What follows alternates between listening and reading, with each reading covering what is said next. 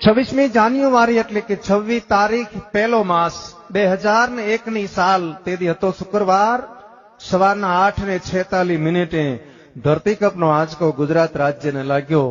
આની ધ્રુજારી હતી 6.9 તીવ્રતા ધરાવતો આંચકો આવ્યો, પણ કયા સમય આવ્યો? 8:46। આનો લાવારસ નીકળ્યો ક્યાંથી? કેન્દ્રબિંદુ પ્રગટ ક્યાંથી થયું? કચ્છની ધરતીમાં ભુજ શહેરથી ઈશાનની દિશા માથે 20 કિલોમીટર દૂર, ભુજથી 20 કિલોમીટર છેટે ધરતી તોડી અને ત્યાંથી લાવારસ બારો નીકળ્યો। ત્યાંથી આંચકાની શરૂઆત થઈ। ક્યાં ક્યાં આંચકો હાલ્યો, કેટલા ગુજરાત રાજ્યના ગામડાને આવરી લીધા અને પાછો ક્યાં આવીને બંધ પડ્યો, એની થોડીક યાદી કરાવું। શબ્દ ઉપર ધ્યાન આપજો।